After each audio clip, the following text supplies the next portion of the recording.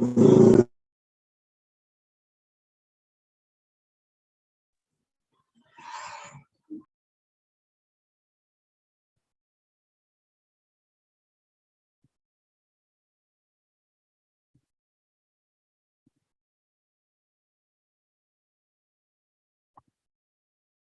Baruch Hashem, I believe we are live on YouTube. So we can start and then we can definitely enjoy your beautiful shiur of Torah again, Rabbi. Good, fine. Okay. Well, I want to discuss today the concept of two approaches to the Noahide. And this is not quite the same as what we discussed before, in other words, what extra mitzvahs can a Noahide do?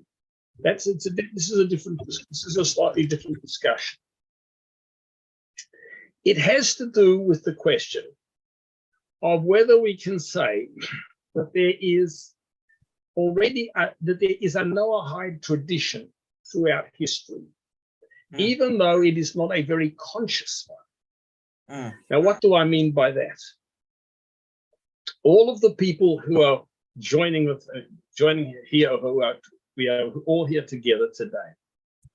You are all conscious Noahides because you have made a decision to identify consciously as a Noahide, to find out what the Torah wants of you, and you are, and you presumably have, to some extent, also separated yourself from your own history, personal histories in some cases, and you are what we will call, let us say, self-conscious Noahides. Now, the question I'm going to ask in this and try to answer in this class is whether we can say that a person is or that a culture or that history could also be Noahide without being consciously so. Can you be Noah? Can you be, and some, obviously it's not the same as being consciously Noahide, but is there some sense in which we can, a person can say about history or about cultures that there is something Noahide about them? What does that mean? Well, let me start first of all with the Rambam's, Maimonides' discussion of the idea of a Chasidei Umot Ha'olam, which means the righteous of the nations of the world. Now, what Maimonides says there is, that first of all, he says that Hashem instructed Moshe Rabbeinu to tell the Jewish people that they have an obligation to inform the world about the Noahide laws, which had already been given before Sinai, but to tell them about these laws and to bring them to the observance of these laws. Now, then he goes on to say, and he says that a person who, from any of the nations of the world, who keeps these laws and does so because they were commanded through Moses at Sinai, the instruction of Hashem, is a righteous gentile, a righteous Noah. So what that means, and then he goes on to say that, but if a person does it, if a person keeps the Noahide laws and does so because they make sense, because their own understanding brought them to the fulfillment of it, then this is and here we come there are two versions of the because we have different manuscripts from Maimonides, and different versions tell us different things here. One version says that if a person does it just out of their own understanding, then they are judged, then they are deemed not to be righteous Gentiles. They're keeping the Noahide laws, but they are merely the wise of the nations, not necessarily the righteous, but not the pious, but the wise of the nations. Another version indicates that if they do it because their understanding leads them to do it, not because they were commanded in Torah, they want. Then another version says they're not even considered as the wise of the nations. Very interesting idea. It's a very deep idea. What it means is that according to that second version, is that you can't even letting alone the soul connection. It's not even called chokhmah unless you know that it comes from Sinai. Anyway, so basically, what Maimonides is telling us is that there are two levels in Noahide observance. One is conscious observance, and the consciousness is that these are commandments given by Hashem, and they were instructed, and that is why the person is doing it, because they were commanded, not because it makes sense or because they came to it on their own, but because they were commanded. And the second view is that there is that they are called Noahides in some sense, but they are not yet on the level of, let's say, the righteous of the Noahides, and according to one version, they're not even called the wise of the Noahides if they do it without acknowledgement of the source. Now, so this leads us to a very interesting. This has many interesting ramifications. First of all, let me say, everybody here is a righteous Noahide. Everybody I'm talking to, because you all know, and you all know that Hashem, even though that Hashem instructed Moshe Rabbeinu to bring the nations to the world to observance of these laws, and to do so because and specifically because of the instruction of Hashem, and that it comes from Hashem and it comes from Torah. So you all know that you are Chasidei Umay Sa'olam, which means you are in that category. The question is, what about those who are doing it without this knowledge? Do we say, can we say in any sense whatsoever that they are Noahides? Are they Noahides or are they not Noahides? What does it mean? Now you may say, well, why ask this question? Well, it's a very practical question, because very often when we are reaching out to the outside world, we want to, let us say, we want to influence our society to keep the Noahide laws, or we want to influence politicians or other people who are influential. We don't say to them necessarily that do this because it was instructed by Moshe Rabbeinu. That may be very confronting for them. They may not be willing to hear that. So the question is it of value, and do they have some sort of a kind of a merit as Noahides if they then do it without knowing why, so to speak? In other words, without knowing what the ultimate source of it is. So that's one practical difference, which comes out of the question of whether or not, in other words, whether is it necessary or not to tell a potential Noahide that they should do these laws because they were commanded by Hashem in Torah. Is it required or is it not required? And what difference does it make? Then we find also that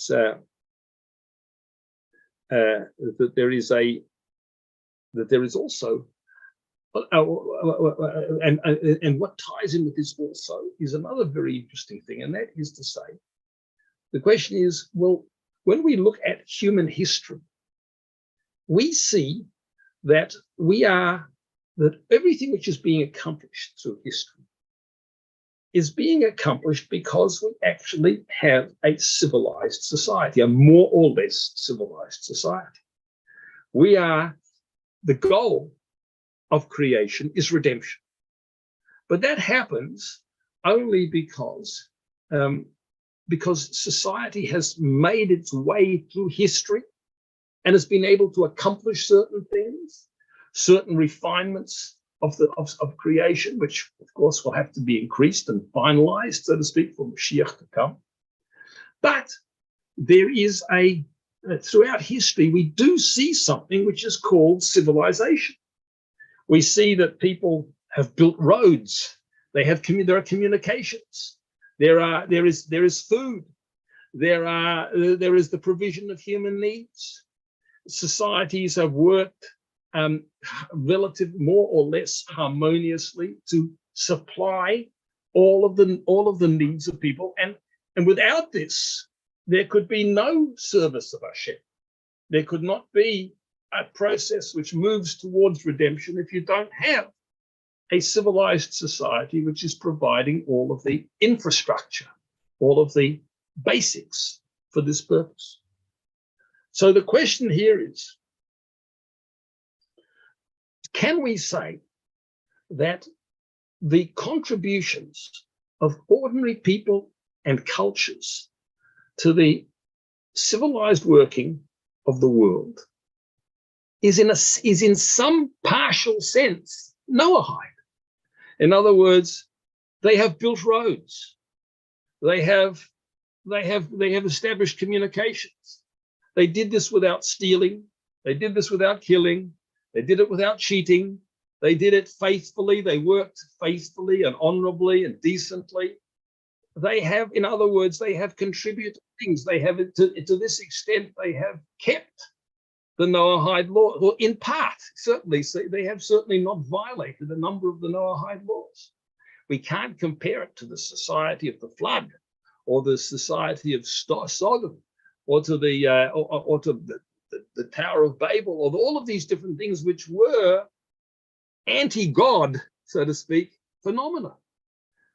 Most of history, I mean, there are barbaric exceptions. There are unfortunately a lot of barbaric exceptions, but there has been overall a peaceful, decent, civilized conduct on the part of cultures. And here, as I say, there are terrible exceptions to this as well, but that has happened. So can we say that in some sense, this is the Noahidism is part of history? It's part of history because for two reasons. One, the human being has a soul, so people do it at a certain point. People are going to say, if things go crazy, if the society becomes violent, or it breaks down, as is unfortunately isn't happening in the West with all of the gender confusion, sometimes people will say there's something wrong. It's not right. It's something. This is an aberration. This is a deviation from the norm. Or they will remember from history that this is not normative, and that there is something and there's something erratic here. So in other words, there is a historical Noahidism. It's not pure. It's not self-conscious, but it's there throughout history. There are core values which come back and back and back. Society will not tolerate violence. It won't tolerate theft. It won't tolerate gender confusion. It won't tolerate all of these things. History has in it, so to speak, a sense at some level of right and wrong, and it comes partly from the human soul, and it comes partly from the transmission of values which go through. Anyway, so that's the first thing I want to mention. So I've rambled a little bit, but it's I'm going to mention other points here too. Seems to be an argument to say that there is what's called an unconscious Noahidism in history, and it's important to recognize this. It's important to recognize it also. I'll give reasons why it's important to recognize it, but maybe I'll let you translate what I've said so far. Is that okay? Yes, Rabbi. Definitely okay. Baruch Hashem, Bapak Ibu sekalian, selamat berjumpa kembali dalam pengajaran Taurat bersama Rabbi kita yang luar biasa, Rabbi Cowen.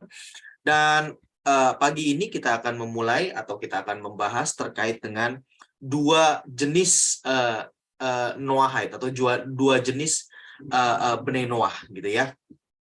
Nah, Rabbi tadi berkata bahwa kita semua di sini yang mendengarkan dan yang secara sadar dan secara dengan secara volunteer gitu ya, dengan kesadaran sendiri duduk di sini mendengarkan pengajaran Taurat dari Rabbi, kita ini disebut sebagai seorang Noahide yang secara sadar memutuskan seperti itu.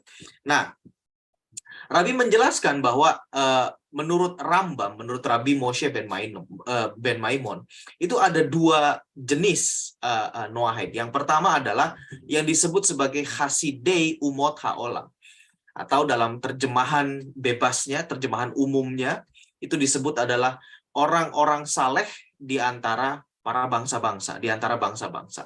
Nah, orang-orang saleh ini itu adalah karena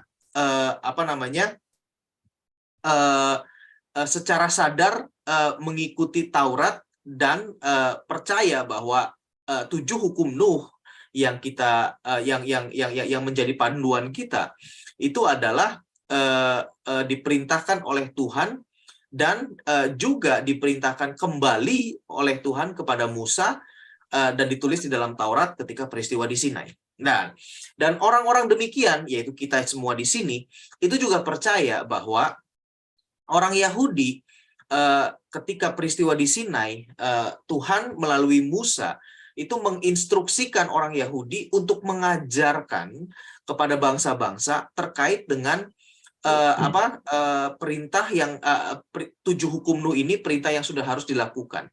Dan bahkan tadi Rabbi mengatakan bahwa orang Yahudi pun juga ketika mengajarkan kita bangsa-bangsa 7 hukum Nuh dalam kerangka Taurat tentunya ya, orang Yahudi juga harus berkata bahwa ini bukan hukum yang baru. Ini adalah sesuatu yang sudah ada bahkan dari ketika pertama kali manusia itu diciptakan. Ya kan, mulai dari Adam segala macam terus sampai kepada Nuh. Ini hukum ini atau aturan ini, cara hidup seperti ini yang Tuhan berikan kepada manusia itu sudah ada gitu loh ya. Jadi itu yang diperintahkan oleh Tuhan melalui Musa kepada orang Yahudi. Nah, semua itu memang dirangkai ke dalam satu kesatuan Taurat yang sekarang itu dimandatkan kepada orang Yahudi, gitu kan, mulai dari kita tahu kelima kitab Taurat, Kejadian, Keluaran, Imamat, Bilangan dalam dan Ulangan dalam terjemahannya, gitu kan. Nah kita orang-orang yang secara sadar percaya bahwa 7 hukum Nuh itu adalah dari Tuhan dan sebetulnya itu juga satu rangkaian dan itu semua ada di dalam Taurat. Dan diberikan Taurat ini diberikan mandatnya kepada bangsa Israel dan melalui Musa. Nah, bangsa Israel itu maka dari itu dikatakan sebagai terang bagi bangsa-bangsa. Bangsa Israel harus mengajarkan kepada semuanya. Nah, kita itu semua di situ termasuk dalam kategori yang pertama yang di dalam yang dikatakan oleh Rambam, Rabbi Moshe ben Maimon, yaitu adalah Hasidei Umot HaOlam. Jadi kita ini menjalankan hukum Nuh itu bukan karena alasan apa-apa, tapi karena kita tahu itu adalah diperintahkan Tuhan. Itu adalah perintah Tuhan, itu adalah dari Tuhan. Ketujuh-tujuhnya termasuk semua detailnya itu dari Tuhan. Itu yang pertama. Nah, yang kedua, ada orang-orang yang nggak tahu lah, mungkin karena tidak tahu gitu ya, karena memang tidak pernah belajar, tidak pernah diajarkan seperti itu, maka orang-orang itu, tapi orang-orang itu melakukan secara tidak sadar, tadi Rabi berkatakan unconsciously, secara tidak sadar sebenarnya sudah melakukan 7 hukum Nuh. Nah, dan itu semua sebetulnya banyak sekali gitu loh kan, dan sebetulnya itulah yang terjadi dalam sepanjang sejarah. Nah, maka tadi Rabi mengatakan dan membawa kita kepada perbandingan ataupun apa yang terjadi di dalam perjalanan sejarah umat manusia gitu kan. Nah, lalu bagaimana kita mengkategorikan mereka? Apakah mereka termasuk ke dalam Noahide atau tidak gitu kan? Nah, Rambam berkata bahwa di dalam 2 manuskrip yang berbeda, manuskrip yang pertama berkata bahwa kalau orang tersebut, seseorang gitu ya, melakukan Taurat itu karena masuk akal, ya bukan karena diperintahkan oleh Tuhan, karena masuk akal. Misalkan tidak mencuri, ya memang karena tidak mencuri itu jahat. Tidak membunuh, ya karena memang membunuh itu jahat, maka saya tidak mau melakukannya. Secara logika saya nggak mau melakukannya, itu sesuatu yang jahat. Saya tidak mau barang saya dicuri, saya juga tidak mau nyawa saya hilang, maka saya tidak melakukannya kepada orang lain. Itu kan logika gitu kan. Nah, Rambam berkata dalam satu manuskripnya berkata bahwa ini orang-orang seperti ini disebut sebagai orang-orang bijak, bukan orang-orang saleh ya, bukan hasidei umat haolam, tetapi ini adalah orang bijak ya, the wise of the nations, orang-orang bijak di antara bangsa-bangsa gitu kan. Tetapi di dalam manuskrip yang lain, Rambam juga berkata bahwa sebetulnya mereka pun juga tidak bisa dikatakan sebagai orang bijak gitu kan. Nah, jadi nanti ini kita akan bahas lebih dalam seksi berikutnya atau bagian berikutnya, dalam bagian berikutnya yang akan dijelaskan oleh Rabi gitu kan. Nah, tetapi ketika kita melihat perjalanan peradaban manusia, kita melihat manusia itu banyak sekali melakukan hal-hal baik. Ya, umat manusia, peradaban manusia banyak sekali melakukan hal-hal baik. Rabi tadi menyangkutkan dengan masalah penebusan terakhir, penebusan mesianik gitu ya. Nah, sebetulnya penebusan mesianik itu ada dan sangat-sangat berhubungan erat dengan yang namanya peradaban. Artinya, umat manusia itu harus memiliki peradaban yang baik dahulu, yang sesuai dengan yang menjadi bagiannya, yaitu 7 hukum Nuh, ya kan? Sadar maupun tidak sadar gitu ya. Nah, baru setelah itu bila mana seluruh umat manusia sudah mencapai itu, maka dari itu nanti Masyiah akan dinyatakan dan untuk melengkapi semuanya dan memimpin, membimbing umat manusia seluruh dunia masuk kepada penebusan terakhir. Ya, itu yang dimaksudkan oleh Rabi. Nah, maka dari itu bila mana kita melihat perjalanan peradaban manusia, Rabi tadi berkata bahwa banyak sekali peradaban manusia itu sudah melakukan banyak hal yang baik.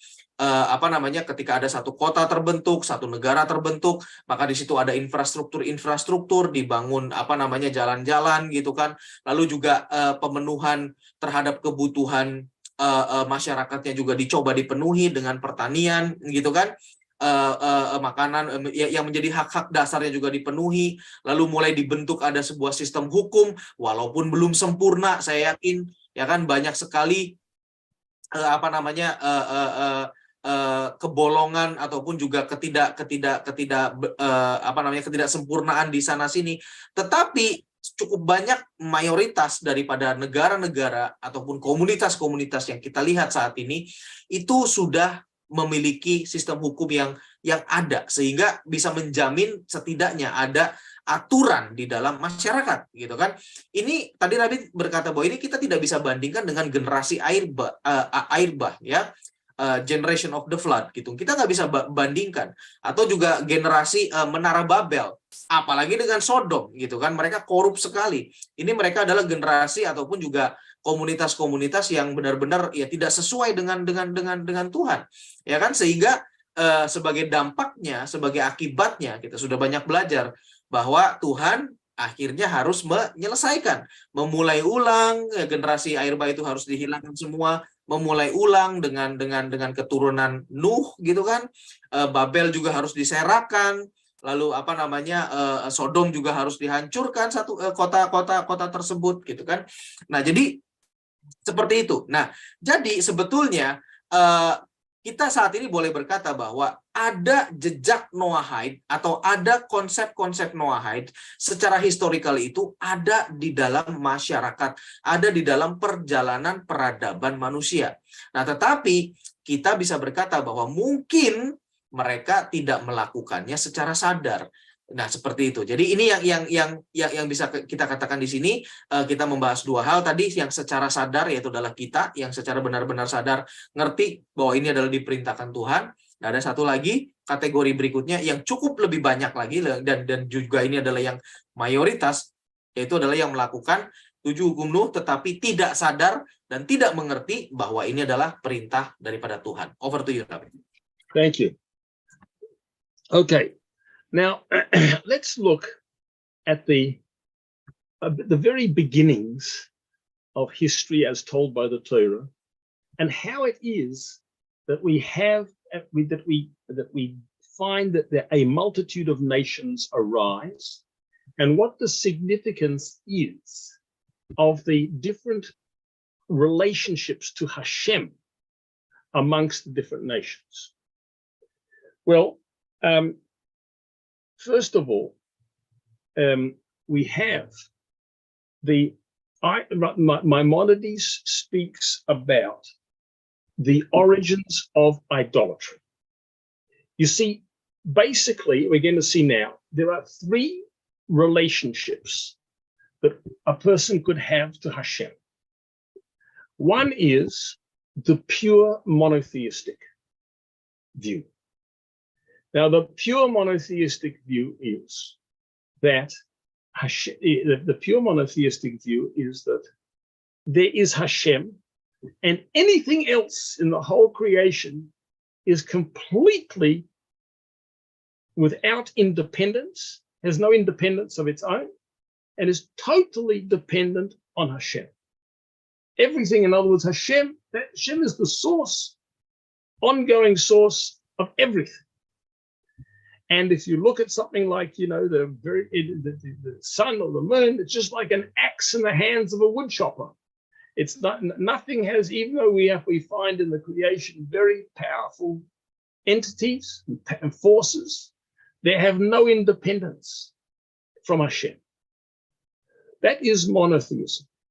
That is, and that is, and then there is another view, which I'll discuss a bit more shortly, which is called shituf, or partnership.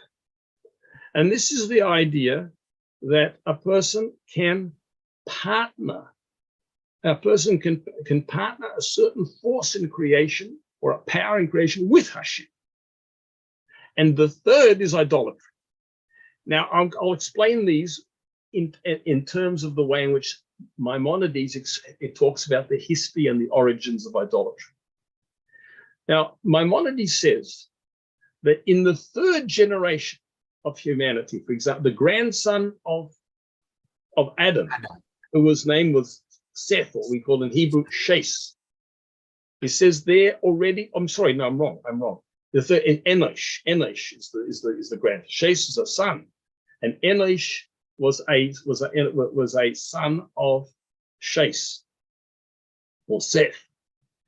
And the Rambam says there that that a very big mistake began in the times of Enosh. What was the mistake? So the mistake was as follows: that people at that time saw, as I mentioned before, that there were very powerful agencies in creation. For example, the sun. The sun is of a tremendous importance to the world, to the earth. So is the moon. So are the stars, for various reasons.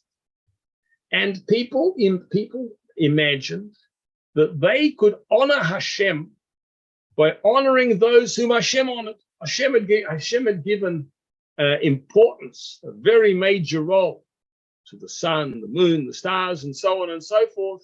So they thought that they will honor Hashem by honoring those to whom He had given such importance and such power. Along the lines, for example, when you honor a minister of a government, you're honoring the prime minister, you're honoring the king, or whatever it is, because the king has chosen to appoint these ministers. They are quite powerful in their own sphere. So therefore, you might think, honoring the minister is part of honoring the prime minister, the king. This, however, was a mistake because, as I mentioned before, the reality is that none of these powers have any independence or separate significance of their own. To use the analogy which I gave, it's like they're like an axe in the hands of the wood chopper. They are without any independence at all. So it was an error. So that is called shituf, partnership. Partnering something with Hashem. The people at that stage were called, they would refer to Hashem as the God of gods. They regarded the sun as a god, the moon as a god, the stars as a god, but Hashem is the God of all gods. And the partnership, and this concept of shituf or partnership consists of the idea that we will partner something with Hashem, recognizing that Hashem is the ultimate authority, or the ultimate source. Now, why was that called a mistake? It's certainly called a mistake from the standpoint of Torah, on the standpoint of Judaism, because we know that there is nothing but Hashem. Hashem is all and everything there is. And the reality is also that for a self-conscious Noahide, like all of you, this is inadequate. This concept of shituf, it is permitted to a Noahide. Shituf is permitted, it's not prohibited, but it is not optimal. It is less than optimal. It's forbidden to a Jew, it is permitted to a Noahide, but it is not optimal for a Noahide either. In other words, the Torah record, but what we see here, a very interesting thing is that this was a stage. It was understood that the nations were inclined to associate to associate great significance with parts of creation which they wanted to partner with Hashem. Okay, then what happened after that? How did we get to outright idolatry? So Maimonides says that after they began to build temples and shrines to the moon and the sun and everything, recognizing, of course, that Hashem was behind it all, they went one step further and they forgot about Hashem. So they were left just with they were left only with the intermediary. They were left only with the force which they had previously partnered with Hashem. Well, now they got rid of the partnership and they would worship the sun and the stars alone and nothing else. That was the ultimate idolatry. Now, from this we can see that we have a threefold division. We have pure monotheism, and this was the monotheism which came, of course, from Noah to Abraham, and from Abraham to Moses, and to Mount Sinai, and onto the Jewish people. That's a pure monotheism. But then you have also this idea of partnering something else, another force with Hashem, and this was seen as, and it was seen that this was a highly typical form of conduct amongst the nations. But it was not prohibited to the nations because when all is said and done, they realized that Hashem was the ultimate source and the ultimate authority. But then also, as for idolatry, then idolatry comes into the picture. Now, idolatry is associated with barbarism. And when the Torah speaks about a barbarian, it uses the word akum, which is an abbreviation for Oived Kechavim Umazolot, a person who worships the stars and the constellations. That is, and that concept of barbarism was not just, of course, it starts with the fact that they have no orientation to Hashem at all. but it also translates into all kinds of barbaric behaviors. And the barbarism which we see throughout history, the brutality, the cruelty, the immorality, this was typical of societies which had no orientation to Hashem at all. Okay, I mean, maybe there may be some. There was cruelty also amongst those who did some shittul as well. But at all events, the pure concept of barbarism is associated with the complete non-recognition of Hashem, and that means that they are not. They have no orientation towards morality, because the basic rules of morality, they come from God, and they come from the historical transmission which comes from Hashem, from everything which comes from all the origins of humanity, from Noah, from Abraham, from Sinai, and from everything which followed from that, from these sources.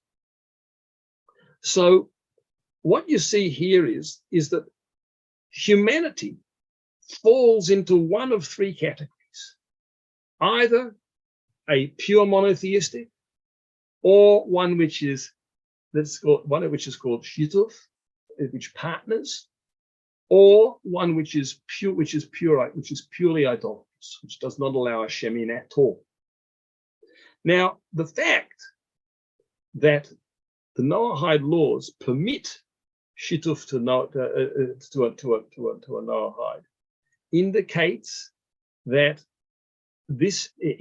you can still be regarded as a Noahide in some sense, even if you don't have that pure monotheism. As mentioned before, that doesn't make you that doesn't make you an optimal Noahide. And maybe this concept of shituf or partnership, we can connect that with that which we discussed before with regard to the Rambam, when the Rambam is saying what are Chasidei Umay Sa'olam. So Chasidei Umay Sa'olam, the righteous of the nations, are those who are doing the Noahide laws because they're commanded by Hashem in Torah, and they have a conscious orientation towards Hashem, a complete one. And it's not just that they believe vaguely in Hashem. They know about Torah. They know about they know about Moshe Rabbeinu. They know about they understand the prohibition of idolatry in a complete way, even perhaps to the extent which excludes shituf for partnership. So therefore, what I want to bring out here is the idea that we can say that even without being a conscious Noahide, a person could be in the category of still be regarded in some sense as a Noahide. It's obviously it's partial. It's not perfect. There can be accompanied with faults. I mean, everybody can have faults too, and there can be major lacks. But still, there are elements. There are strong Noahide elements, so long as they recognize that there is that they call Hashem the God of gods. So long as Hashem is somewhere in the picture. So even if it's not a perfection, and this actually is what when we've discussed before, when Maimonides talks about the function of some of the great world faiths, he says their task is to deliver many of the elements of Torah. Not everything, not all the elements of the Noahide laws are being, and some of them, and there may be distortions there may be corruptions, but still there are ingredients, still there are elements, and things which are moving on. What history, and so that we can say that history has a Noahidism in it. In other words, those values which return to civilization, those values which keep on coming back, they keep on coming back for two reasons. One is because I may have said this before, because the human being has got a soul, and the human soul knows that you can't live with violence, you can't live with theft, you can't live with breakdown of morality, you can't live without, and history is telling them too. There's a historical transmission. So there is, if you like, an imperfect Noahidism traveling through history, and this is something which is important, and there is a lot of good coming through. So the very fact that we have that people worked honestly and non-violently and cooperatively, and that they built families and that they built communities without, even if they didn't know, or if they were not aware that they were explicitly commanded from this in Torah, they didn't know what Torah was, didn't know about Torah exactly in its detail. Still, this is a valuable, let's call it half-conscious Noahidism. Whereas what we have here, what the people here have, is a conscious Noahidism. And this is the kind of Noahidism which is going to be manifest at the times of Mashiach throughout the whole world. People will know that people will know that it's why they are Noahides, because there is a Torah which sets out the Noahide laws and where it comes from, and know what its details and what they can do, and it won't be mixed or alloyed with other, let's call it impurities. So for this reason,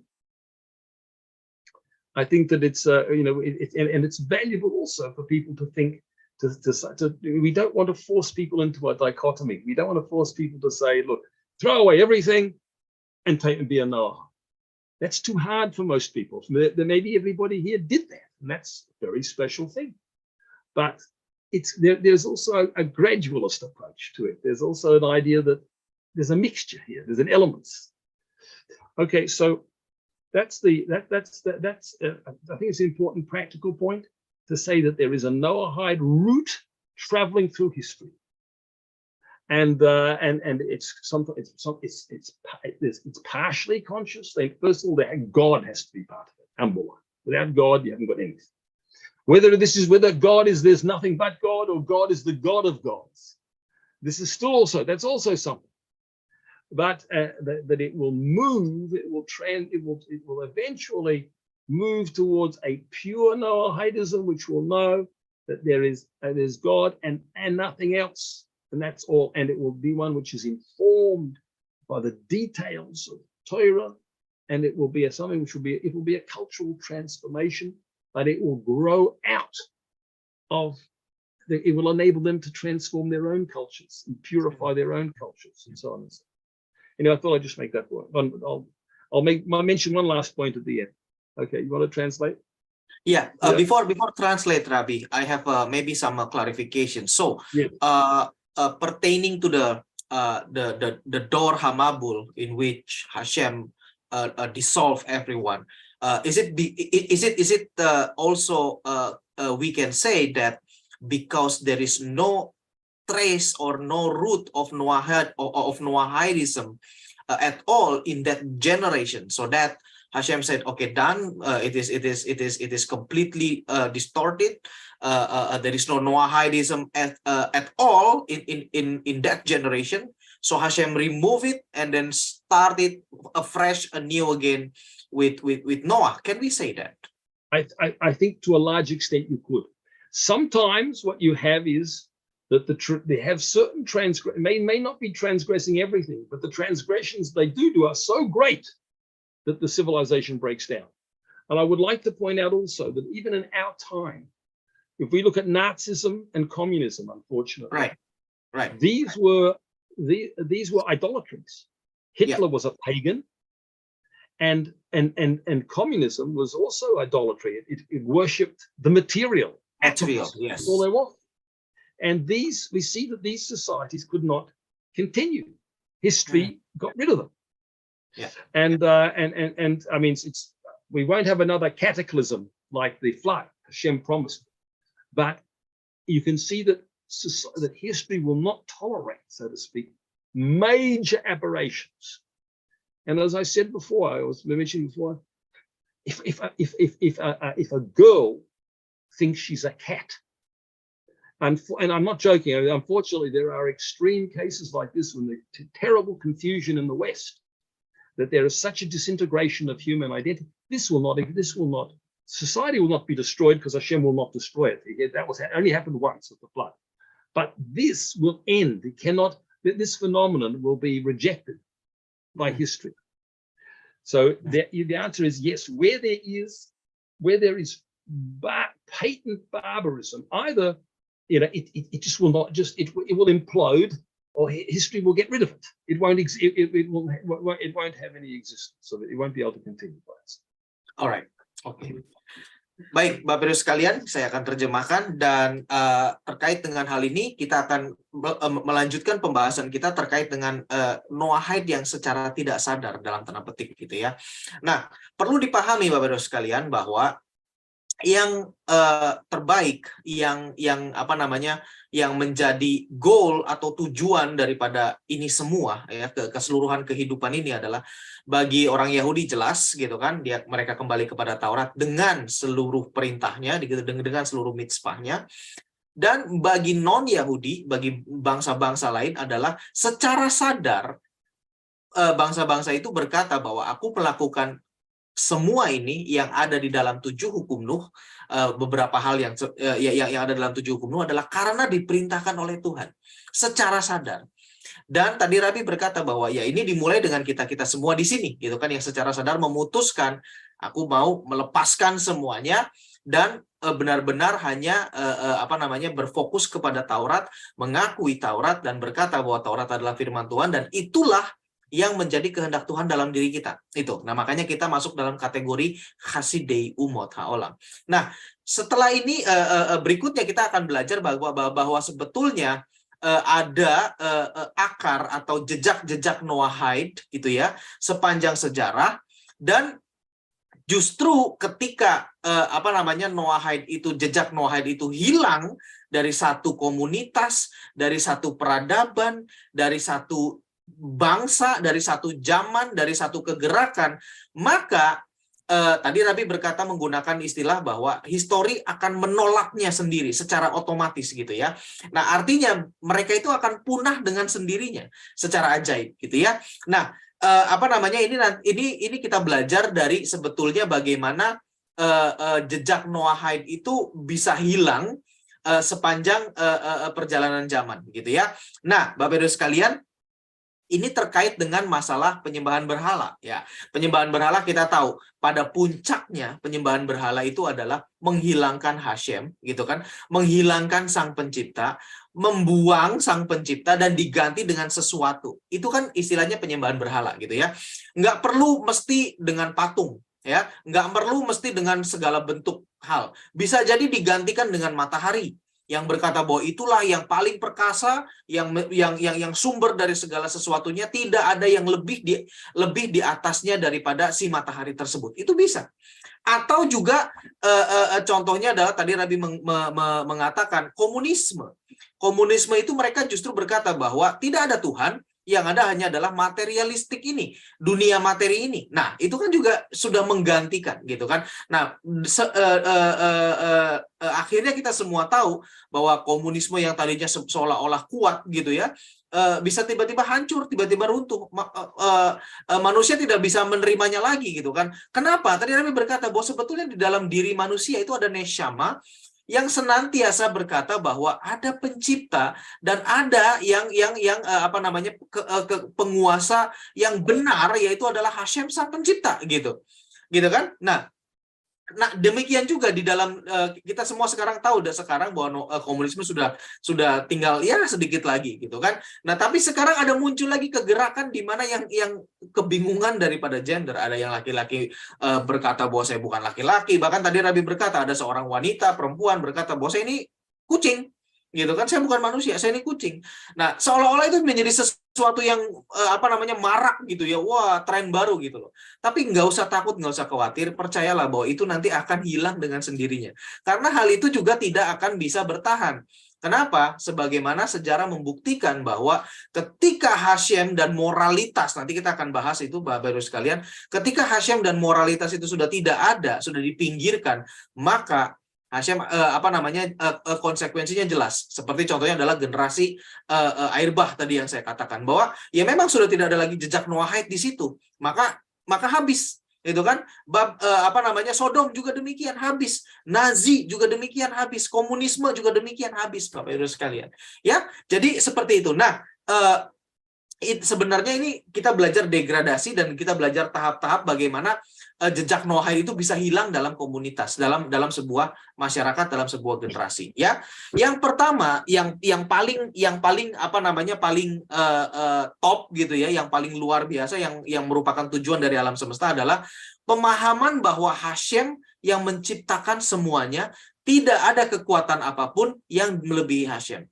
Walaupun kita lihat matahari begitu kuat, bulan, bintang, ataupun apapun begitu luar biasa, powerful pengaruhnya dalam diri kita, tapi kita sadar bahwa itu semua adalah ciptaan Hashem. Nah, ini yang disebut dengan sebagai pure monotheistic. Nah, kita semua ada di sini. Bnei Noah Indonesia yang mengakui ini semua, itu ada di level pure monotheistic atau monotheisme murni. Nah, maka dari itu Bapak Ibu sekalian, jangan mau mundur gitu ya. Jangan melepas gitu. Jangan sampai kita mundur dan terdegradasi, ya.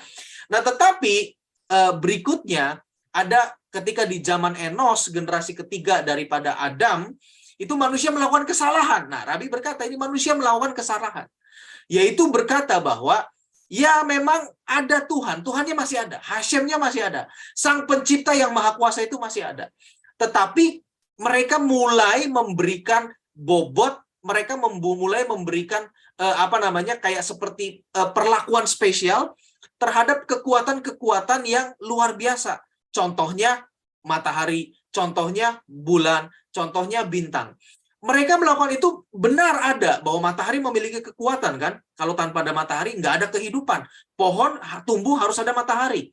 Bulan, sekarang melalui ilmu pengetahuan kita tahu bahwa bulan itu juga menarik pasang surutnya air dan membawa arus laut gitu kan, segala macam. Dan itu juga berpengaruh buat manusia. Mereka di zaman itu, generasi ketiga dari Adam, itu mereka tahu.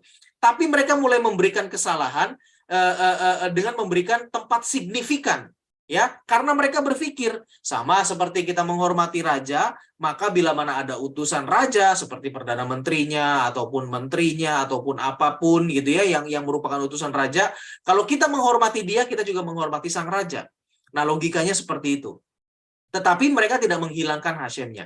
Nah, ini adalah level lebih rendah daripada Noahide, gitu kan?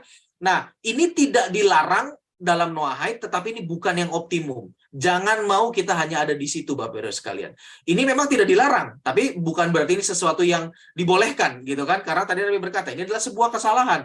Karena dengan kesalahan ini nanti ujungnya malah makin berantakan, malah makin parah, gitu ya. Kita sekarang sudah ada di level yang tertinggi, kita mengakui Hashem, semua dari Hashem, stay di situ, diam di situ, pahami bahwa itulah yang terbaik, gitu kan? Nah, kita lanjutkan. Lalu bagaimana mulai muncul yang namanya penyembahan berhala? Rambam, Rabbi Moshe ben Maimon menyatakan bahwa ketika waktu mulai berjalan gitu ya, mereka mulai memberikan tempat penghormatan, mereka mendirikan tempat-tempat itu untuk tadinya hanya untuk melihat astrologi gitu kan, mulai melihat astrologi. Oh, bulan itu begini, kalau begini itu begini, matahari begini segala macam. Mereka mendirikan bangunan-bangunan untuk keperluan astrologi. Nah, sambil mereka berkata bahwa ini adalah sesuatu yang spesial. Mulai berjalannya waktu, Tuhannya, Hashemnya mulai disingkirkan. Mereka mulai berkata, ya sudah, memang ini memang matahari kok yang lebih berkuasa. Ini memang bulan kok yang lebih berkuasa. Nah, mulai disingkirkan Hashemnya, dan itu menjadi full penyembahan berhala. Gitu kan? Menjadi full idolatry. Nah, uniknya Bapak Ibu sekalian, ketika Hashem mulai disingkirkan, ya, itu moralitas juga mulai hilang daripada manusia.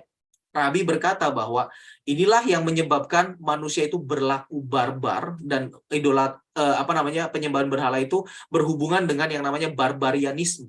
Ya, karena memang ketika Tuhannya itu dihilangkan, ketika Hashem dihilangkan, manusia itu langsung menjadi barbarik gitu kan. Manusia langsung menjadi bejat, langsung menjadi nggak karu-karuan seperti itu Bapak Ibu sekalian. Nah, di level yang kedua, level yang tadi Hashemnya ada tapi memberikan status signifikan terhadap benda-benda atau kekuatan tertentu, itu Hashemnya masih ada. Jadi artinya masih ada moralitas sedikit gitu kan, seperti itu. Dan yang level kedua itu dinamakan shituf, yaitu mempersekutukan gitu kan. Nah, jadi Bapak Ibu sekalian, itulah makanya hubungan antara ketika Hashem dibuang ya, ketika Hashem disingkirkan, maka moralitasnya juga langsung hilang gitu dari umat manusia gitu ya. Nah, tapi setelah itu, makanya ada jejak Noahidism itu, tapi secara yang tidak sadar. Karena kan orang kan nggak ngerti kan, oh ya udah aku melakukan ini, aku percaya ada Tuhan, tapi aku juga nggak ngerti seperti apa, ya aku lakukan aja yang baik gitu kan. Ketika orang masih menyatakan bahwa ya ada Sang Pencipta, moralitas itu masih ada, dan itu ditemukan dalam jejak sejarah kita Bapak Ibu sekalian. Fakta bahwa setelah air bah tidak ada lagi penghancuran keseluruhan bumi, maka boleh dikatakan bahwa umat manusia sepanjang sejarah setelah air bah itu masih memiliki moralitas, masih memiliki jejak Noahide, walaupun tidak sempurna, walaupun hanya 1-2 bagian saja, walaupun ada dalam beberapa hal juga tetap dilanggar, tetapi setidaknya masih ada akar, masih ada benang merah Noahidisme, dalam hal ini moralitas, dalam keseluruhan sejarah manusia setelah air bah, sehingga kita masih ada di sini gitu loh Bapak Ibu sekalian. Over to you, Rabi. I think I better wind up now, Leah, if you don't mind, because we're at the end of the hour. So if people have questions, I'd maybe take one question now, or if you have a question at the end, at the next time. Yeah. So what definitely the question that is come from one person. So yeah. It is, can we say that for us here, that is in a state of pure monotheistic, we are not in a state of shituf, we are in a state monotheistic. Is it a blessing from Hashem, or what it is? That's number one. And second, basically, what will happen is for the final redemption, will the humanity will come into the state of pure monotheistic first, and then come redemption, or Mashiach will bring us all, the rest of the humanity, into the state of pure monotheistic, Rabbi? That is the question. The two questions. I think what it says is like this: is Mashiach will definitely be instrumental in bringing the whole world to this. But Mashiach is one person, but Mashiach is also a process, and we can be part of that process. In other words, the whole history, Mashiach comes not just, he finishes it up, but it's all part of our collective work, and we can contribute towards that right now. So he will be an amazing figure who will have a tremendous, as a human being, but he will have a tremendous power, like Moshe, Rabbeinu, Moses. Well, great, so he will finish it up. He will actually produce the final stages. But you and I and all of us are part of the process right now. We're doing things now, and the Lubavitcher Rebbe wanted us to be doing the things and preparing as though Mashiach is here, as though it's coming. We're helping it. We're helping it along. I simply mention this is that we think you can look around and say, why are there so few Noahides?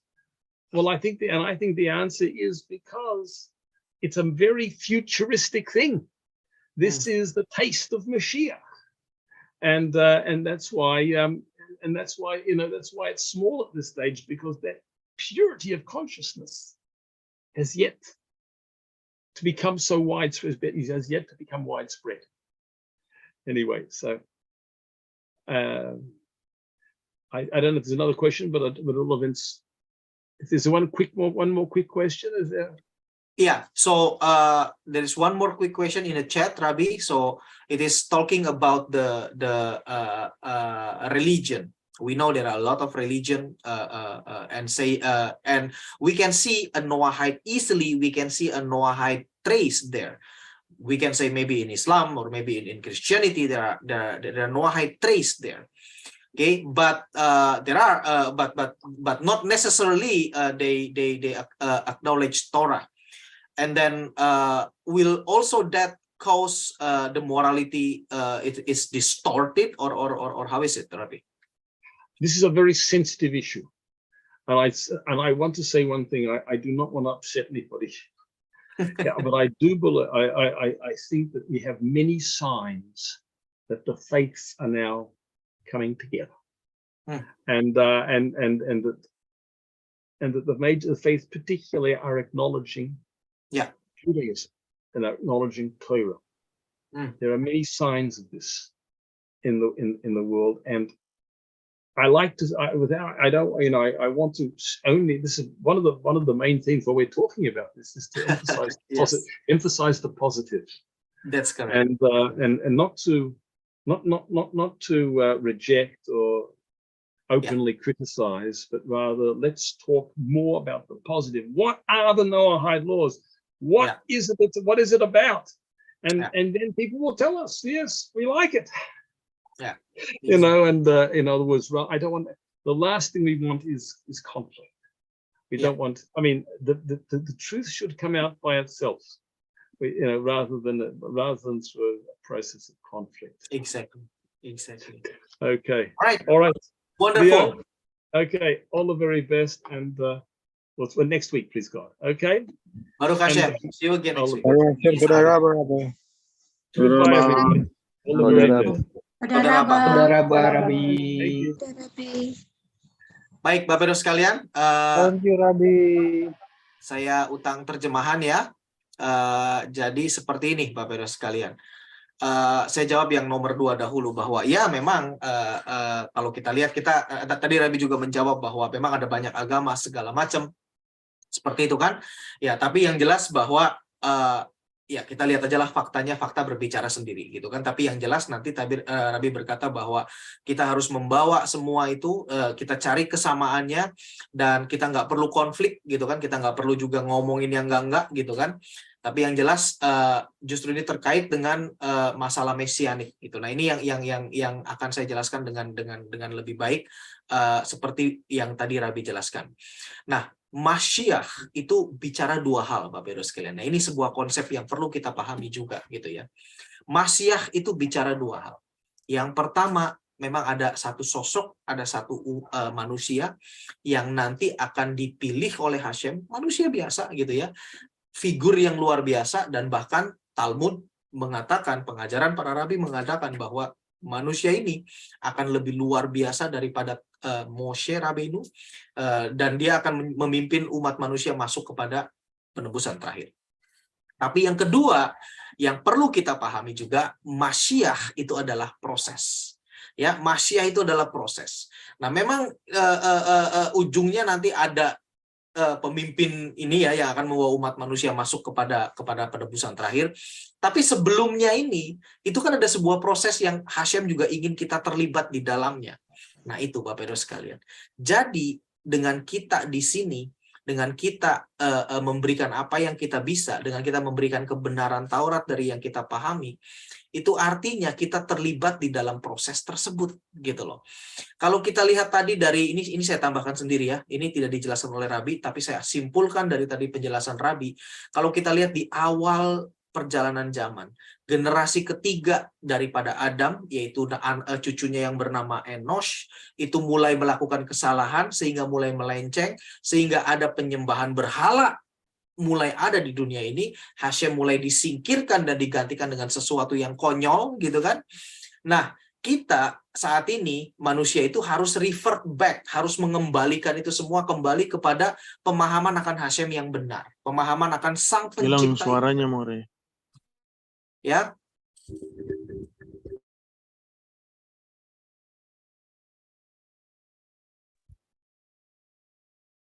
cek. Shalom. Sudah terdengar lagi suara saya? Oke. Baik. Terakhir saya sampai mengatakan apa? Enos more. Kenapa? Generasi ketiga cucu Adam. Nah, di Enos. generasi ketiga cucu Adam, Enos itu menyebabkan manusia sampai masuk kepada penyembahan berhala, gitu kan? Nah, Hashem mau kita juga terlibat di dalam sebuah proses untuk mengembalikan kesalahan itu masuk kepada poin yang pertama yang dikatakan adalah pengenalan akan Hashem yang benar, pure monotheistic. Nah, kita ini, Bapak Ibu sekalian, kita ini saat ini, kalau kita sudah mengambil keputusan untuk menjadi seorang Noahide secara sadar, dan kita percaya bahwa Torah adalah sumber otoritas yang benar, dan semua perintah Tuhan itu ada diajarkan di situ, ya, baik untuk Yahudi maupun untuk non-Yahudi, itu artinya kita sedang masuk dan mengambil bagian di dalam sebuah proses itu tadi, Bapak Ibu sekalian. Jadi berbanggalah kita di sini, kalau kita ada di sini, artinya kita masuk ke dalam proses yang namanya proses mesianik, proses penebusan terakhir. Ya, sekali lagi, karena Masyiah, kalau kita bicara Masyiah, itu bicara dua hal, tadi Rabbi menjelaskan, manusia memang, dan gitu kita nggak usah pusing, nggak usah juga menerka-nerka, nggak usah juga menebak-nebak, nggak usah juga membayangkan kapan atau menghitung-hitung kapan itu akan datang, nggak perlu.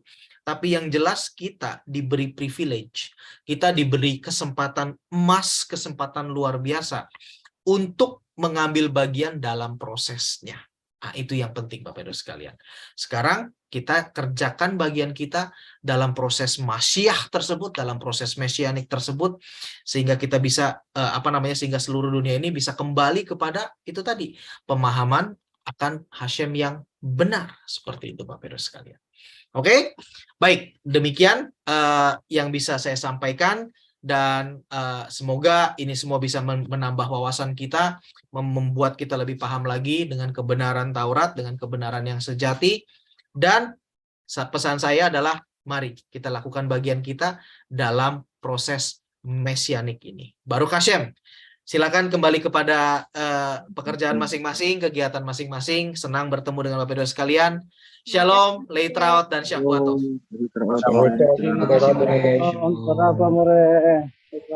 Saudara-saudara more apa? Saudara More. Saudara More. Shalom.